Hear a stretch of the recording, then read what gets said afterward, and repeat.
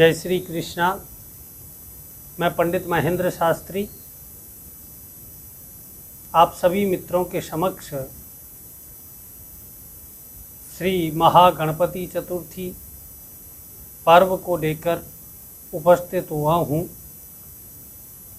गणेश चतुर्थी पर्व एवं कलंक चतुर्थी नाम करके इस पर्व को जाना जाता है।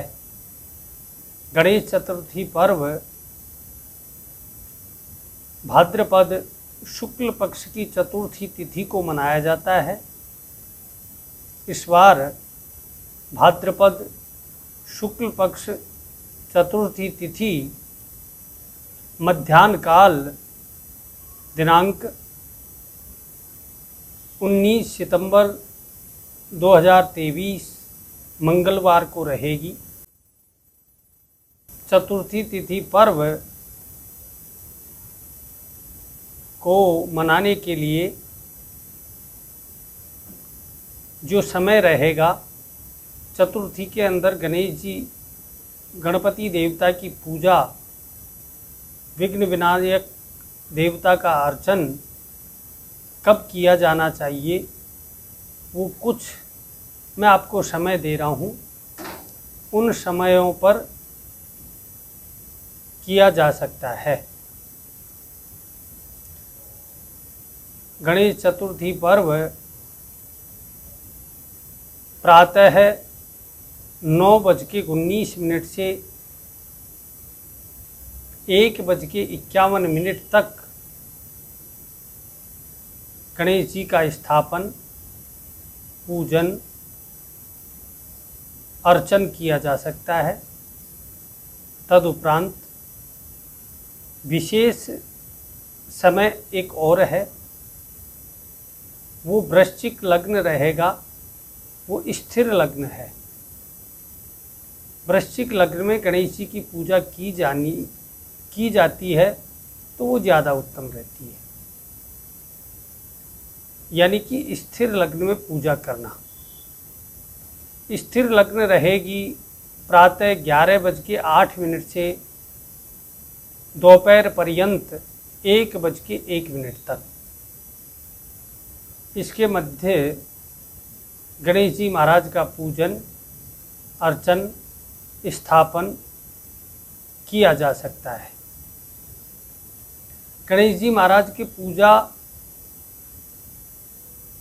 एक तो द्वार गणेश की पूजा की जाती है और एक गणेश जी बिठा के पूजा की जाती है। वो 3 दिन के, 5 दिन के, 7 दिन के और 10 दिन के गणेश जी करके बिठाए जाते हैं।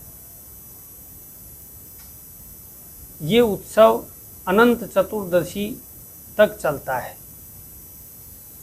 गणेश जी की पूजा का उत्सव अनंत चतुर्दशी को समाप्त होता है। अब पहले मैं आपको द्वार गणेश के मामले में बताने जा रहा हूँ।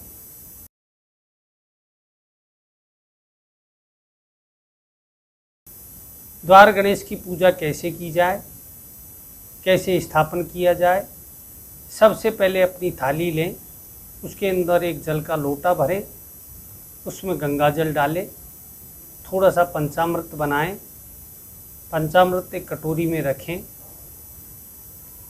थोड़ी सी हल्दी लें, शमी पत्र लें, थोड़े से मूंग लें, दुर्वा लें, चावल लें, रोली लें और पीला चंदन लें। उससे भगवान की पूजा अब प्रारंभ करें और पुष्प की माला लें, खुले पुष्प भी लें। अब सर्वप्रथम आप गंगा जल मिश्रित जल से भगवान गणेश जी को स्नान कराएं। तदुपरांत पंचामृत से स्नान करवाएं। पंचामृत से स्नान के पश्चात भगवान गणेश जी का प्रोक्षण करें। प्रोक्षण करने के बाद द्वार गणेश के घी का लेपन करें। घी के लेपन के पश्चात गणेश जी महाराज के सिंदूर का चोला चढ़ाएं। सिंदूर का चोला चढ़ाने के पर्यंत भगवान गणेश जी को यज्ञोपवीत पहनाएं। यज्ञोपवीत पहनाने के पश्चात मूली चढ़ाएं। मूली चढ़ाने के बाद भगवान को तिलक करें। तिलक करने के बाद भगवान के अक्षत लगाएं। अक्षत लगाने के पश्चात द्वार गणेश के पुष्पमाला अर्पण करें। पुष्पमाला अर्पण करने के पश्चात भगवान गणेश को इत्र इत्यादि अर्पित करें। मूंग चढ़ाएं, हल्दी चढ़ाएं, शमी पत्र चढ़ाएं। इस प्रकार गणेश जी महाराज का अर्चन किया जाए। फिर भगवान द्वार गणेश को लड्डू का, मोदक और गुड़ धानी का भोग लगाएं और भगवान गणेश को डंडे चढ़ाएं।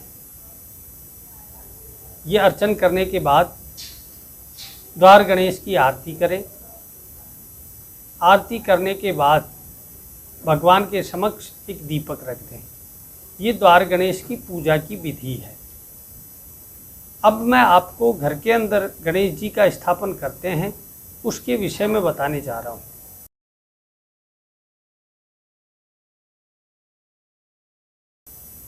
हम घर के अंदर जिन भी गणेश जी का स्थापन करते हैं वो प्राय मिट्टी के ही होने चाहिए। मिट्टी के गणेश जी लाएं जिनकी सूंड बाएं हाथ की तरफ हो। दाएं हाथ की सूंड वाले गणेश जी नहीं होने चाहिए। वो गणेश जी मंदिरों में ही होते हैं। उनको सिद्धि विनायक बोलते हैं। इसलिए हमारे घर में, ऑफिस में या द्वार गणेश के अंदर अगर गणेश जी हों तो उनकी सूंड बाईं तरफ होनी चाहिए। घर के अंदर, ऑफिस के अंदर द्वार के गणेश जी, बाएं हाथ वाले गणेश जी बाईं तरफ जहाँ जिनकी सूंड हो उनका स्थापन करें। बाईं सूंड का मतलब हुआ लेफ्ट हैंड वाले गणेश जी। उनकी सूंड उनके लेफ्ट साइड में घूमी होनी चाहिए। ऐसे गणेश जी को लाएं। अच्छे शुभ समय में गणेश जी को लाएं। पहला काम, शुभ समय में हमारे घर पे गणेश जी आएँ। गणेश जी को लाने के पश्चात चाहे तो आप गणेश चतुर्थी के उसी दिन गणेश जी को ला सकते हैं। पहले से बुक कर लें, पहले से बोल दें, पहले से कुछ पैसे दे के बोलते हैं कि हम ये गणेश जी लेके जाएंगे और फिर गणेश चतुर्थी के दिन उनको लाएं।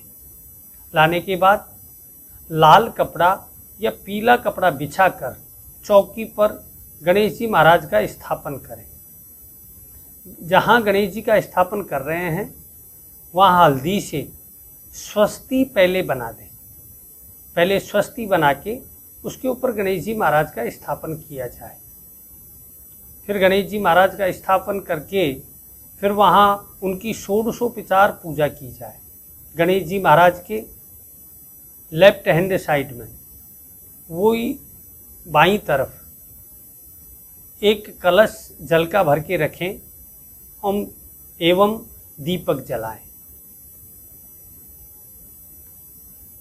फिर गणेश जी महाराज की पूजा करें। दूर्वा, मूंग, शमी पत्र और अक्षत से गणेश जी महाराज का आवाहन करें, पूजन करें। अगर हमें विशेष कुछ नहीं आता है, आपके पास पंडित जी नहीं हैं या नहीं आ रहे हैं, तो आप ओम गंग गणपतये नमः बोलते हुए गणेश जी महाराज का स्थापन कर दें। स्थापन करने के पश्चात गणेश जी महाराज को जल का मार्जन करें। जल का मार्जन हल्का करें, चरणों में करें।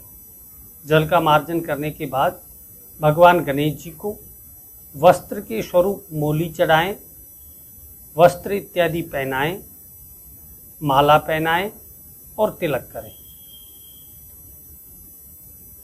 समीपत्र, मूंग, दुर्वा इत्यादि गणेश जी महाराज को चढ़ाएं, इत्र चढ़ाएं। फिर मोदक का भोग लगाएं गणेश जी महाराज को। मोदक का भोग लगाने के बाद पान का बीड़ा अवश्य चढ़ाएं। द्वार गणेश के भी पान का बीड़ा चढ़ाना चाहिए। फिर घी के दीपक से भगवान गणेश की आरती करें। गणेश जी की आरती करने के बाद प्रार्थना करें कि हे गणपति देवता, मैंने आपको 3 दिन, 5 दिन, 7 दिन, 9 दिन या 10 दिन के लिए स्थापन किया है। आप मेरे घर में विराजे, सुख, शांति और समृद्धि को प्रदान करें। अब एक और विषय है, जिन लोगों के व्यापार में, कारोबार में अड़चने आ रही है, व्यापार ठीक से नहीं चल पा रहा है या रुकावट जिनको उत्पन्न हो रही है, वो गणेश जी को लाकर उनके लेफ्ट पैर के नीचे एक चांदी का सिक्का स्वस्ति बनाकर रखें। वो 3 दिन, 5 दिन, 7 दिन, 9 दिन या 10 दिन तक, जब तक आप गणेश जी रखते हैं तब तक वहीं रखा रहना चाहिए। जब आप गणेश जी महाराज का विसर्जन करते हैं तब उस सिक्के को निकाल लें, फिर उसकी पूजा करें और पूजा करके हमारे गले में जहाँ हम द्रव्य इत्यादि रखते हैं वहाँ उस सिक्के को रखें। वो आपको व्यापार में उन्नति, व्यापार में वृद्धि प्रदान करेगा और बड़ा शुभ रहता है। ये मंगल कार्य करवाता है। शुभ विवाह इत्यादि कार्य भी इससे शीघ्र संपन्न होते हैं। ये कार्य आपको करना चाहिए। अब विषय आता है गणेश चतुर्थी को कलंक चतुर्थी क्यों बोलते हैं। देखिए, गणेश चतुर्थी को चंद्रदेव का चौथ का जो चंद्रमा है उसके दर्शन नहीं करने चाहिए। चंद्रदेव के दर्शन अत्यधिक निषेध एवं कलंक के प्रदाता हैं। गणेश चतुर्थी के दिन अगर किसी व्यक्ति को चंद्र दर्शन होते हैं, वो निश्चित तौर पर कलंक का देने वाला होता है। उस व्यक्ति के किसी भी प्रकार का कोई लांछन लग जाए, कोई कलंक लग जाए, कहीं से अपमानित हो जाए, ऐसी संभावना अत्यधिक बढ़ जाती है। हाँ, इसका एक उपाय है। इसका उपाय यह है कि तृतीया को अगर चंद्र दर्शन कर लिए जाएं तो और चतुर्थी को भी चंद्र दर्शन हो जाएं तो वो दोष नहीं माना जाता है। लेकिन हमें तृतीया को चंद्र दर्शन नहीं हुए और चतुर्थी को अगर चंद्र दर्शन हुए तो वो दोष युक्त होता है। ये चंद्रमा को श्राप है गौतम ऋषि का। गौतम ऋषि के श्राप की वजह से इस दिन चंद्रमा कलंकित होते हैं। इनके दर्शन करने से अशुभता प्राप्त होती है, व्यक्ति को अवश्य दोष मिलता है, इसमें कोई संशय नहीं है। तो चंद्र दर्शन से चतुर्थी के दिन अवश्य बचें। शुभम भवतु, मंगलमय।